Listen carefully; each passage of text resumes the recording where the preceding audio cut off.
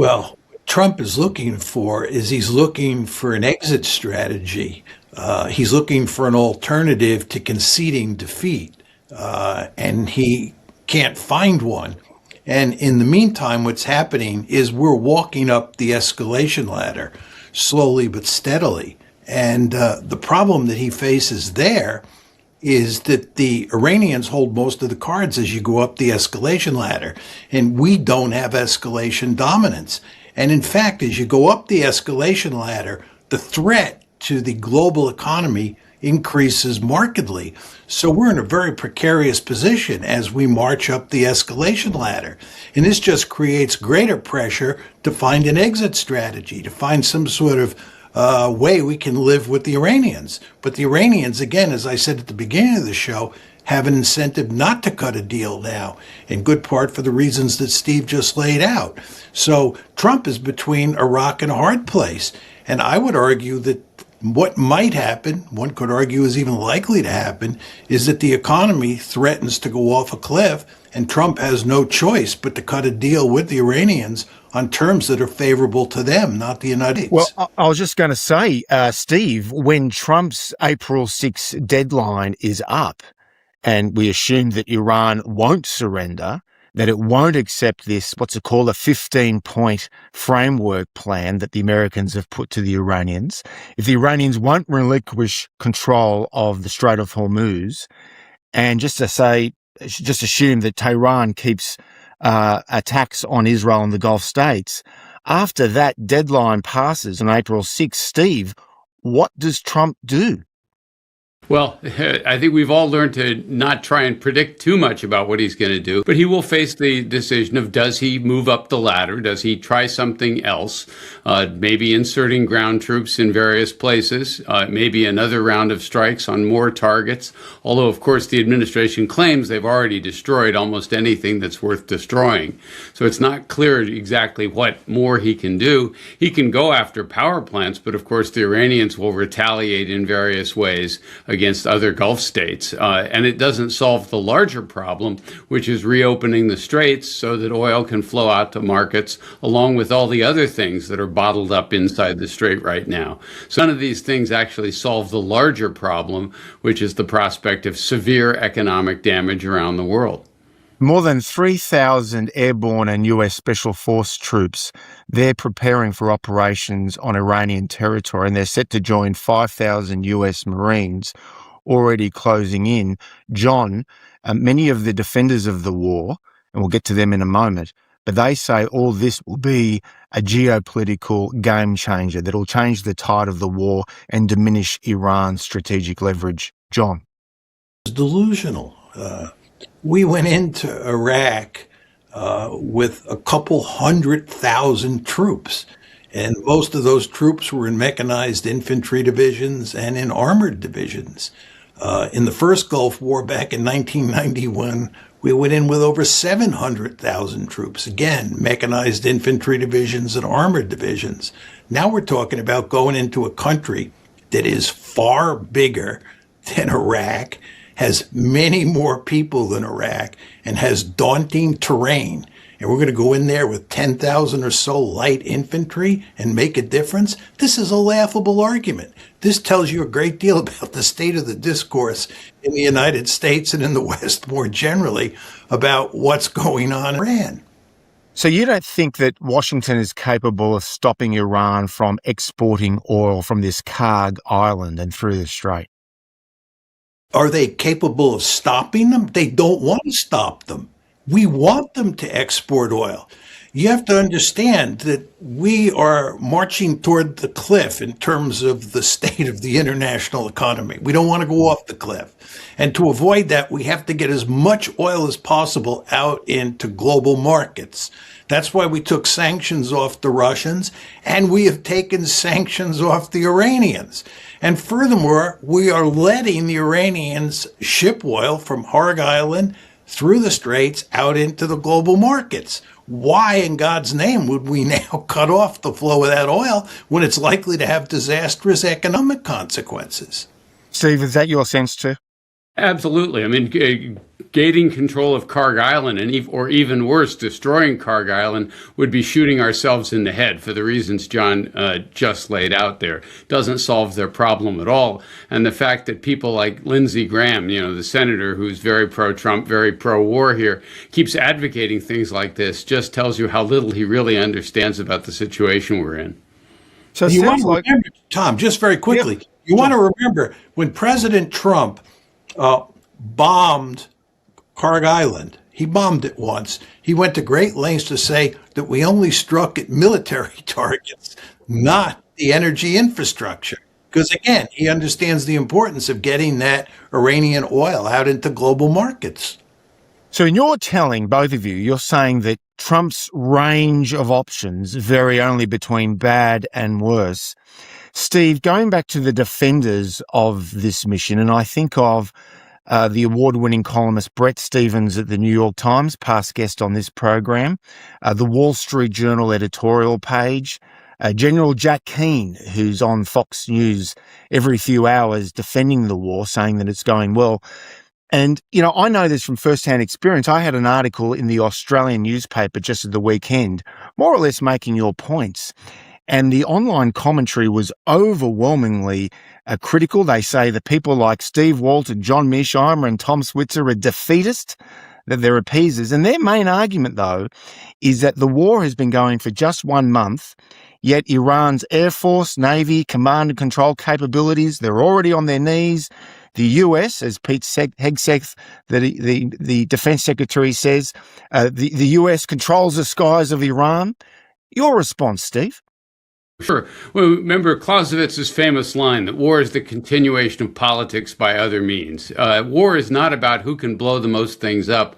War is about which side can impose its will, can dictate the terms, can control the politics. And the fact that we've been able to damage Iran's capabilities in a variety of ways doesn't mean that we're winning. We won every battle in the Vietnam War against the North Vietnamese. We lost the war. The Taliban never defeated the U.S. military in open combat, neither did the Iraqi insurgency, and we lost both of those wars there. It's really about politics.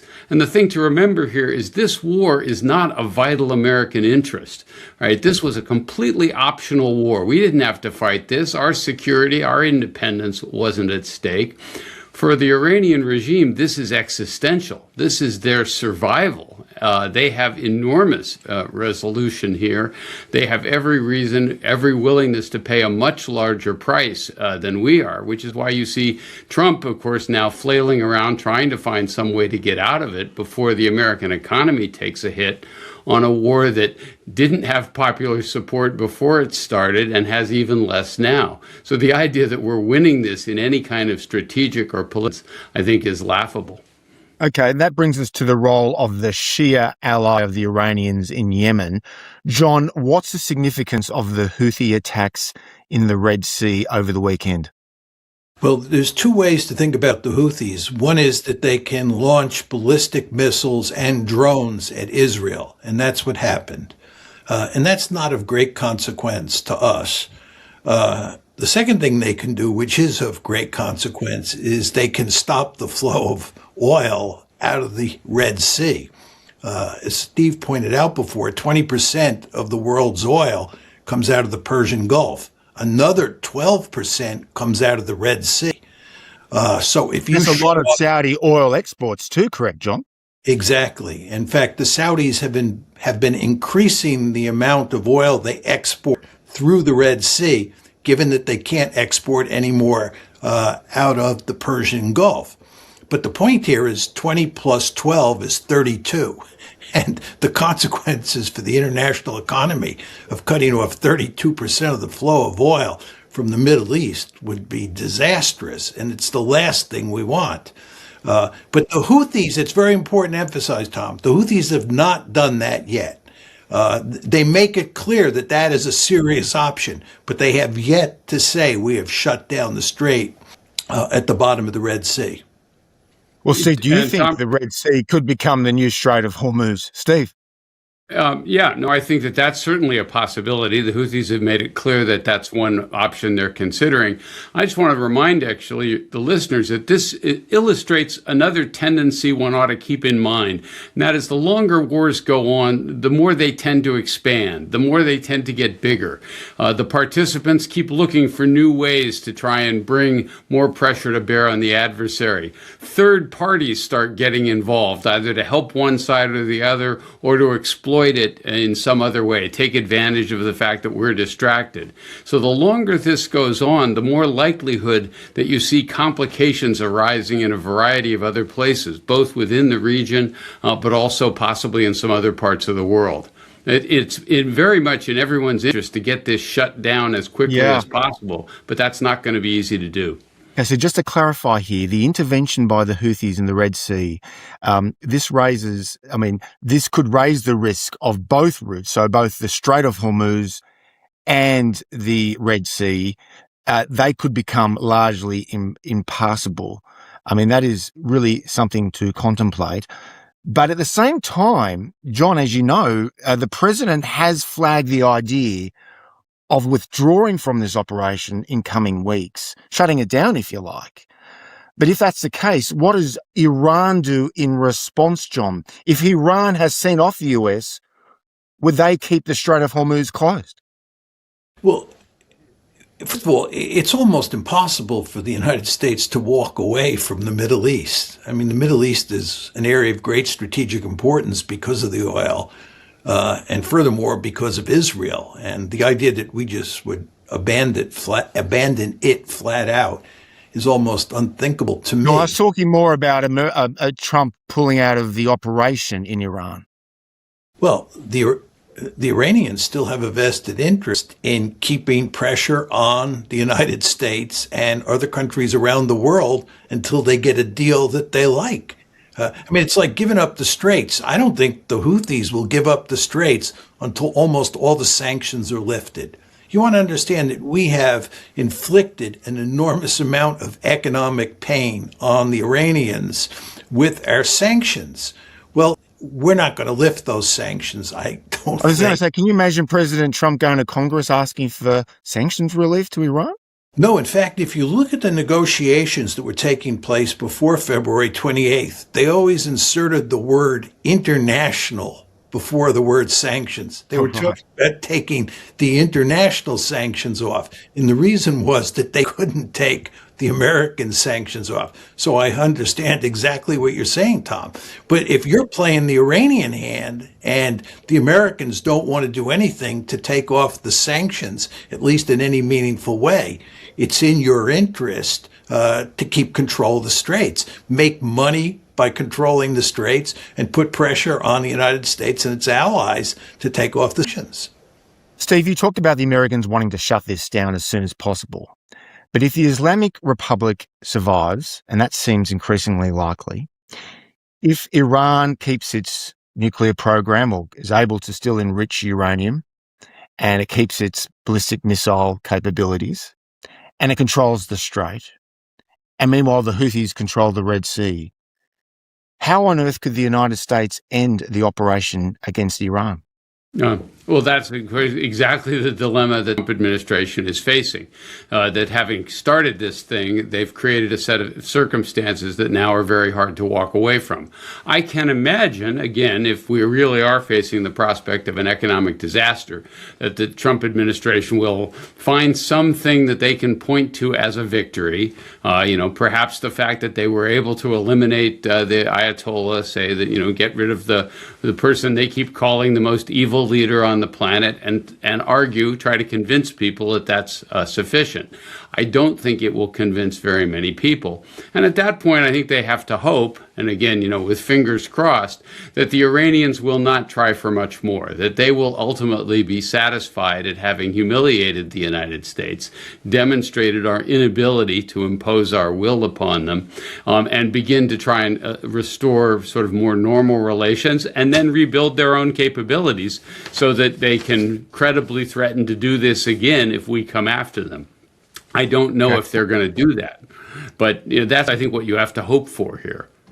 Yeah. Let's turn to the likely consequences of the US-Israeli actions here. And I just want to start with energy, John. As you know, energy markets are already showing serious signs of strain. You've got price increases, local disruptions, and all of that. But John, what would a sustained disruption to energy flows coming out of the Gulf, what does that mean? Just walk us through that process. Well, first of all, remember, it's not just energy flows, it's also fertilizer. Yeah. And Yep. one could make an argument that fertilizer not coming through the Gulf is worse than oil not coming through the Gulf, because that will have a catastrophic effect on the food supply in the world and have devastating consequences in the developing world. So And don't one lose. third of fertilizers in the world come through the strait, correct? That's right. One third. It's just the potential for disaster is not to be underestimated. But to go to your question about oil, the fact is that 20% of the world's oil comes through the Gulf. And if you look at the number of container ships that have come through the Gulf since the war started on February 28th, it's about 5% of the number that was coming through, coming out of the Gulf on February 27th. Just think about that. This is going to have huge consequences. It's already having huge consequences all around the world. Well, this is why the markets are so jittery, correct? Absolutely. And then you get back to our discussion from a few minutes ago about shutting down the Red Sea. And furthermore, this has a cumulative effect. It's just very important to understand that. Most people will tell you that no matter when they shut down this crisis, if they do it tomorrow, it's still going to have significant negative effects on the world economy for a couple of years to come. That's if you shut it down tomorrow. But there's no sign that this is going to be shut down soon. And the consequences are just going to multiply over time. And I think you're staring at a problem that looks worse than the one we faced after the 1973 oil crisis. And there you had stagflation all around the world, including in the United States, for a significant number of years. There are some people who argue we have never fully recovered from that oil crisis. So if this one continues to go on, one can imagine a situation where you have consequences, economic consequences, that are worse than 73. Like the Titanic heading towards the iceberg, John. Yeah, I like to use that argument. I mean, one can never be certain as to exactly where this is headed. As Steve and I know, as students of international politics, there's a lot of uncertainty surrounding various policies that states pursue. This gets back to going to war. You know, war is in many ways a crapshoot. This is one of Clausewitz's main arguments. When you start a war, you really can never be too sure what you're getting into. Donald Trump, by the way, should have remembered that on February 28th when he rolled the dice. But the same thing is true with the economy. There are some people out there who are very knowledgeable who tell complete horror stories about where we're heading. Can you say that they're right with any high degree of certainty? No, but they may be right. And you just don't want to take a chance if you're Donald Trump. Right. That's why I think the pressure on him, Tom, just to finish here, I think the pressure on him to sort of figure out how to get out of this is going to be enormous over this couple of weeks. Yes. But we should remember that the United States is energy independent, so they might weather a global economic storm. But what about US allies? I mean, already we've got a sense from allies and partners that they're being asked to bear the consequences of what they believe was avoidable, ill-considered and poorly executed mission. Steve, what does all this mean for America's European partners? NATO. Well, first of all, the United States is not insulated from the economic effects because the price of oil going up goes up in the United States as well. But I think the effect on many of our allies, particularly those who are heavily dependent upon energy imports, including imports from the Gulf, are going to be very adversely affected. And notice, the European economies have not been in great shape. This is a moment where they're having to spend lots more on defense because they no longer have much confidence in the United States. They're still concerned about Russia, and they're still concerned about Ukraine. Same thing is happening in Asia, in countries like South Korea and Japan, where the United States has been pushing them very, very hard to spend more on defense, etc. Well, this is a huge shock to them. It's a huge blow to their economies. And of course, they weren't consulted about this. They weren't asked their opinion if they thought this was a smart idea. So in addition, they're being sent the message that, in fact, this administration actually doesn't care very much about them. Went to war in the Middle East, did enormous damage to their economies, and didn't even think about how it might be affecting them. And I think when you think the long-term political consequences of this, it's just more evidence that the United States both can't be trusted to be reliable, but even worse, can't be trusted to be competent. Right? And you don't want to have to trust for your protection on an incompetent and unreliable partner. And again, I think the ripple effects of this over time are going to be quite significant. John, Steve mentions that Brussels was not consulted before the strikes, but America's Sunni Gulf partners were consulted, and none of them wanted this war. But now that the war against Iran has been started, we're now well into a month, the Sunni Gulf states want to make sure they have a say, a controlling say as to how this war ends, because they don't want a situation where Iran will continue to weaponize these two major routes, the Strait of Hormuz and the Red Sea. That's a lifeline for their societies and their economies. So how do America's Sunni Gulf partners, I'm thinking of Saudi Arabia, UAE, Kuwait, so on and so forth, how do they respond, John? Well, actually, you see something of a division among them at this point. Oman and Qatar have clearly signaled to the Iranians that they want no part of a war against Iran, and they want to stay out of it.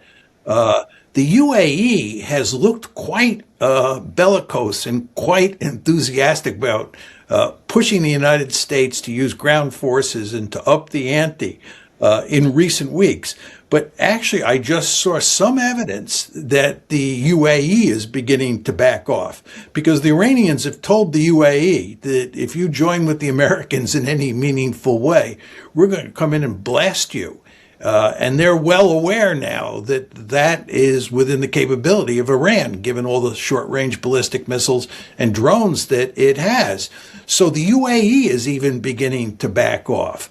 It looks to me like Saudi Arabia is the one country, maybe Kuwait as well, that continues to want the United States to up the ante. But all I would say is, and I think both of you would agree with me, from a strategic point of view, it's crazy for these Gulf states to push the United States to up the ante and to talk about joining with the United States against Iran. Iran has the capability to do egregious damage to every one of these states. They should be asking the United States to put an end to this war immediately, not asking the United States to escalate. Yeah, but hang on, putting an end to the war, John, just to keep you on your toes here, would mean at least trying to come halfway to meeting Tehran's demands of reparations, sanctions relief that we mentioned earlier, and a commitment by Israel and America to never strike Iran again. That seems inconceivable.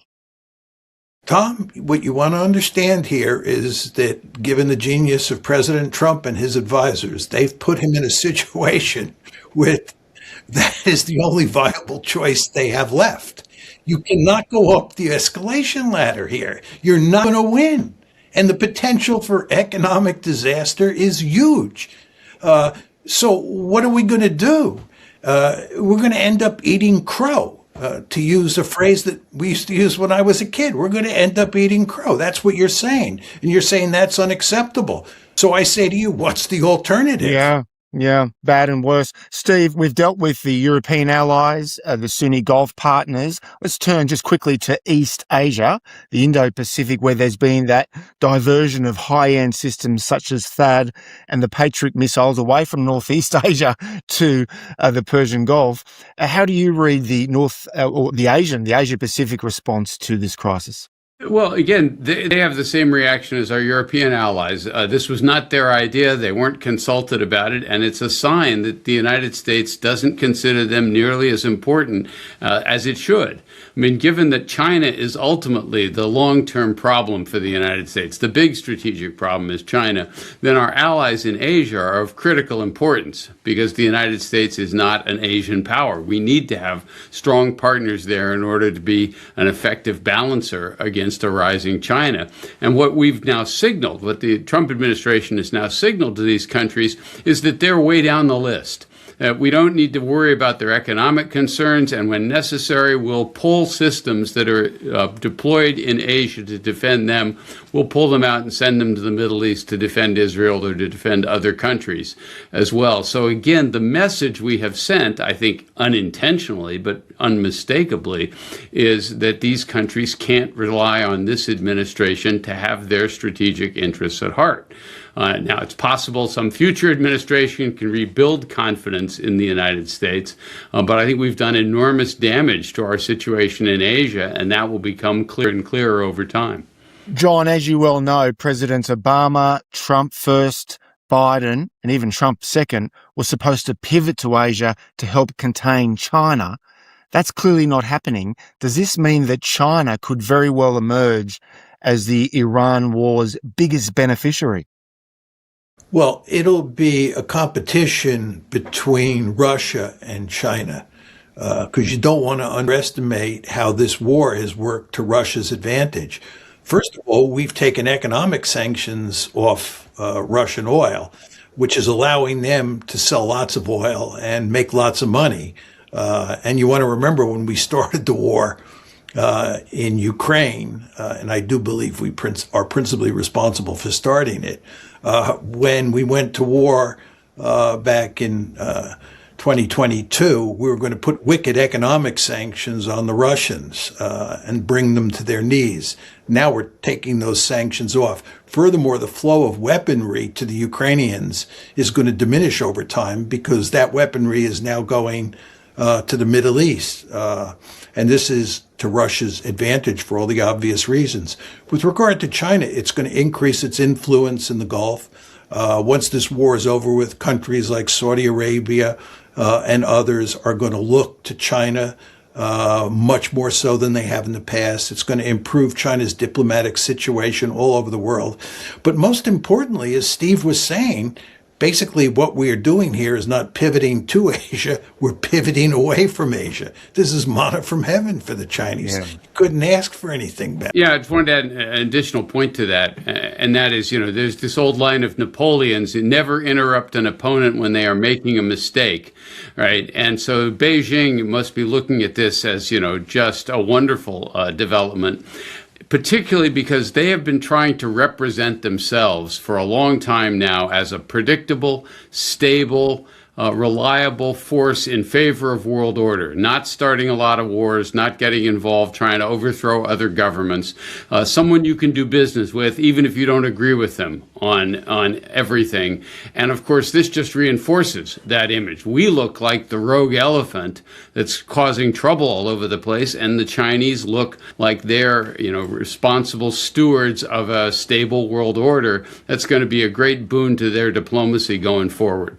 So a war that was meant to destroy the Iranian regime and seriously set back their backers, China and Russia, looks like it could embolden not just Iran, but also China and Russia.